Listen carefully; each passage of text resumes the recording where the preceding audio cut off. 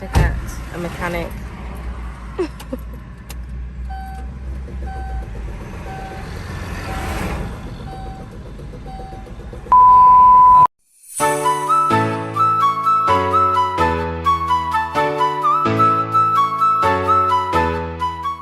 Hey guys, what's up? So today I'm meant to be going to the orphanage, and so literally I just thank God because he opened the door for the Royal Promise, like a connection, a volunteer, basically found me on Facebook and was just like, yeah, basically he'll take me because he needs to go to the orphanage as well. So yeah, so Obi is driving. He's not here right now, he's gone further down, and I'll tell you why, because this car keeps stopping, guys.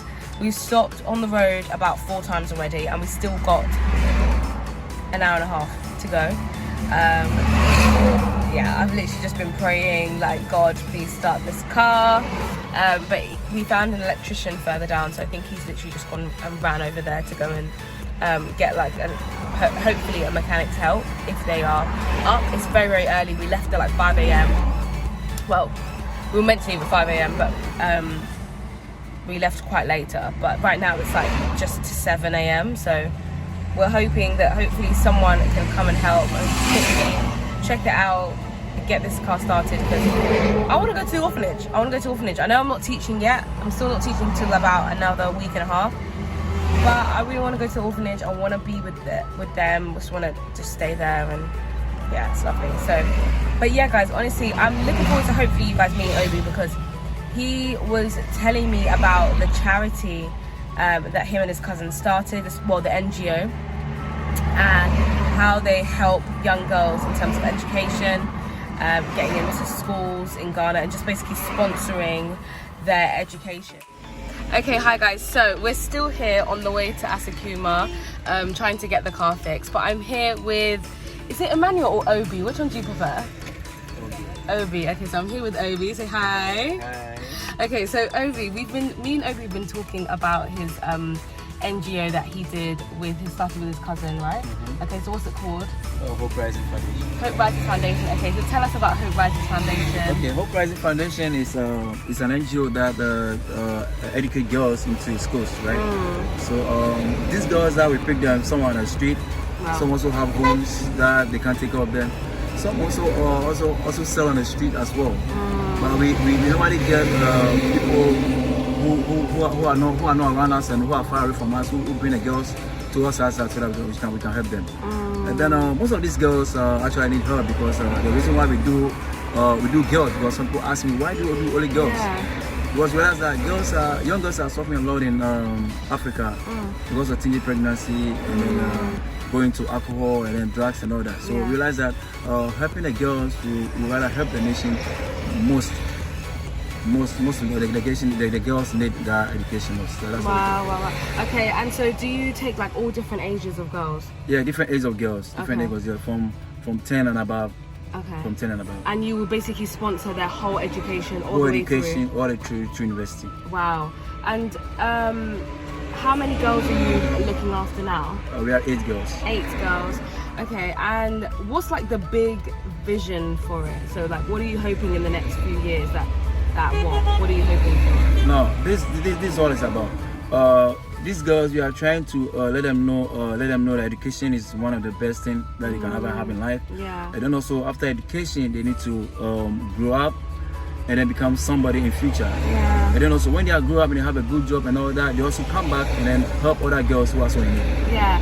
And I remember that you were telling me about, there was one girl who she didn't necessarily really want to go to school, and the parents didn't want to go to school, because other people watching, you would assume that every child wants to go to school. Yeah. So tell us the differences. Do you have some children that really want to go to school and really embrace it, and then some that maybe they don't see value of it? So tell us maybe a bit about that. Yes, some of these girls on the street or at home, some want to go to school because you know that education is important. Yeah. Education can do so many things in life. Yeah. And then some also, they didn't want to go to school because they realize that after education, what I'm going to do, going to look for work and then get money. So why don't others just go and look for work and stop school and then get the money? Yeah. So some of the challenges that we are going through is that we put them in schools, And then later we found out that they are not interested in learning.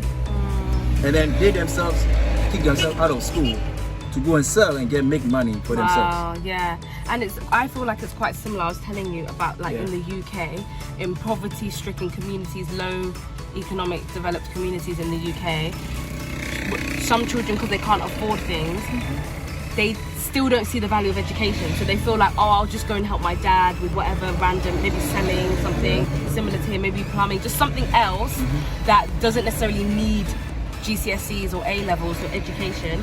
And so they feel like, well, I don't need it, so I don't need to focus. So it's similar, it's just different in the context, but it's still quite similar. Okay, so what other questions do I have for you? How can people support?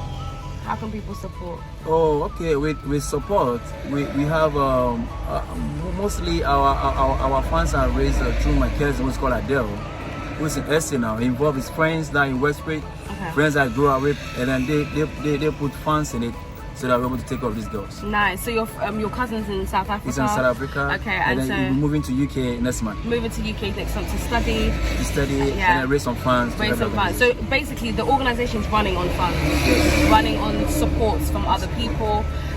Do you guys have like any kind of website or anything online that people could see? Yeah, we are not working on that. Okay, you're working. Okay, brilliant. So when they have it, guys, I'll put it in the description box for you guys to check it out and support the work that they're doing.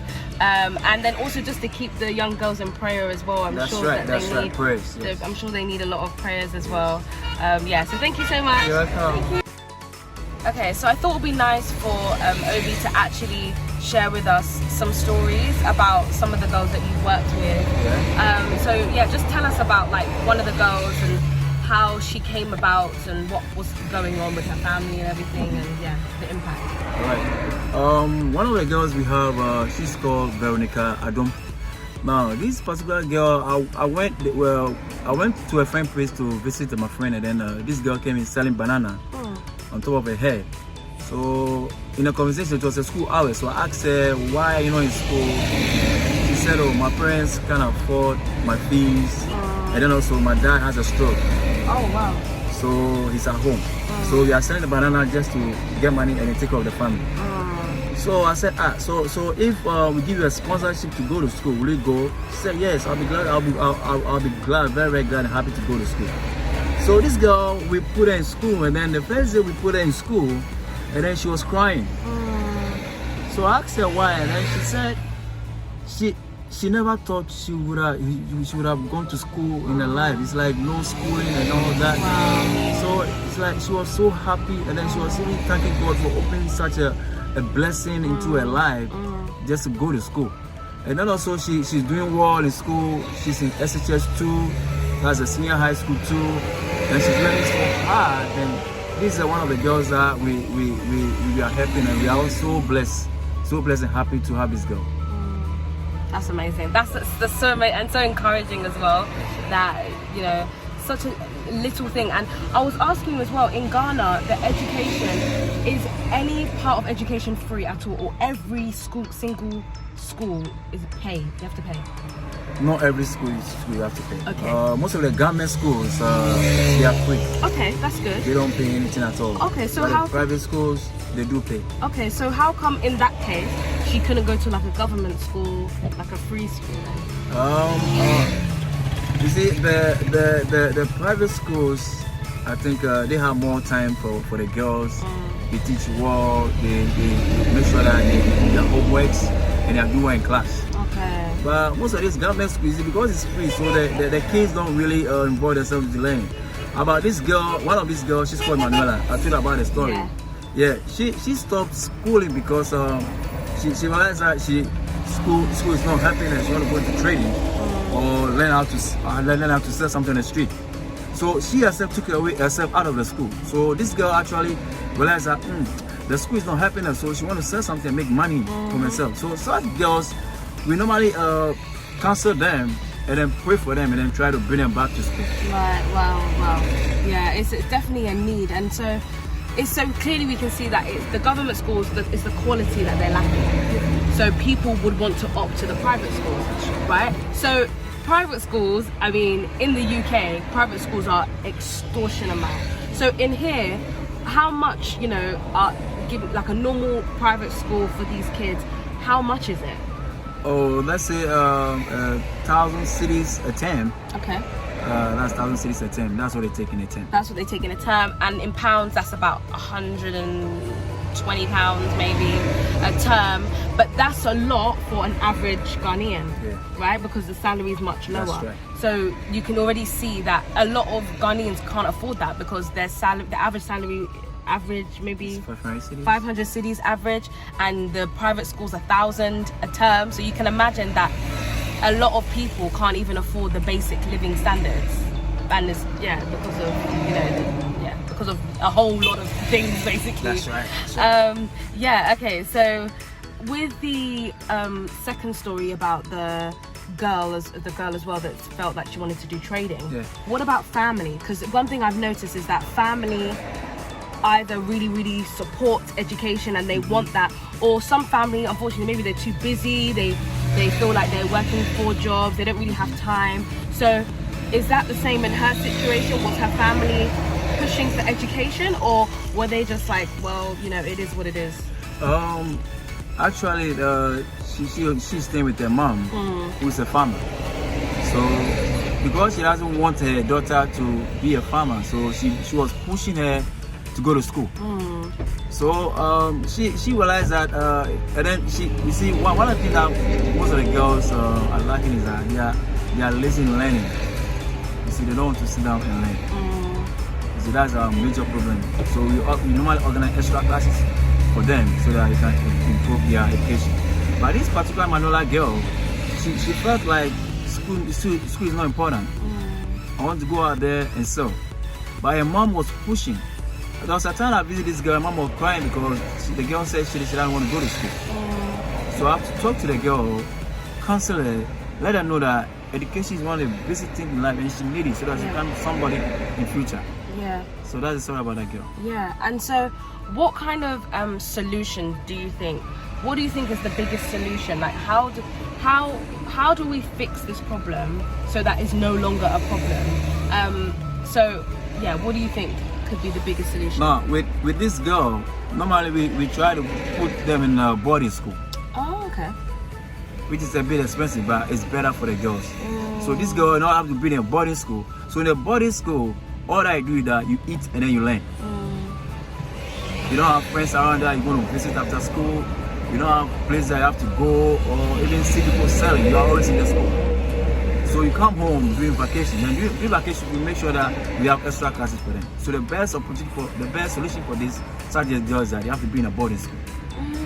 Interesting. So I kind of agree, because with when people are in their home life, we don't know the influences that are going on at home. They might have, you know, alcoholic parents in drugs, they might be exposed to just certain things. But in a boarding school, I suppose it removes the influence, like you're talking about, from negative influences. So in that sense, that could be a solution. I think another solution would be to get people from younger, because you said at 16 she's already like, oh, you know, school's not for me. But maybe if we get them at a younger age, when they're 5, they're 6, and you're instilling in them the value of education, it'll be very different as well. That's right. But yeah, so guys, I hope that you've enjoyed this conversation. Get involved, and thank you so much, Obi. Thank you. Bye guys. Bye bye.